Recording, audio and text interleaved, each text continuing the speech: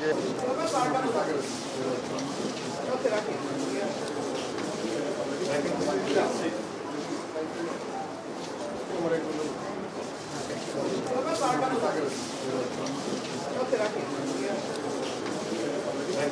তো ডাক্তার সাহেবদের সাথে কথা বললাম এবং সব পেশেন্ট দেখা হলো। তো একজন পেশেন্টের অবস্থা যে আইসিইউতে আছে তারটা হয়তো 24 ঘন্টা পরে বোঝা যাবে, যেহেতু হেড ইনজুরি। ডাক্তার সাহেবরা যেটা বললো 24 ঘন্টা আগে এটা বোঝা যায় না। তো তারা সবাই ভাবতেছে যে 24 ঘন্টা পরে আল্লাহ দিলে নর্মাল হয়ে যাবে।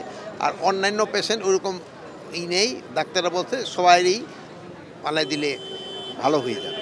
মন্ত্রী যার বাড়িতে বৈষম্যবিরোধী ছাত্র আন্দোলনের শিক্ষার্থীদের আটকে রাখা হয়েছে, এমন অভিযোগে শিক্ষার্থীরা গেল, তাদের বেধড়ক মারধর করা হলো, এই বিষয়টাকে আপনারা কীভাবে দেখছেন? এবং এটার ক্ষেত্রে আমরা আইনানুগ ব্যবস্থা তো নিচ্ছি এবং এটার সাথে যারা জড়িত তাদের সর্বোচ্চ বিচারের আওতায় আনা হবে এবং তাদের সর্বোচ্চ যেন পানিশমেন্ট হয় এই ব্যবস্থা করা হবে। বিষয়টা কি পরিকল্পিত না?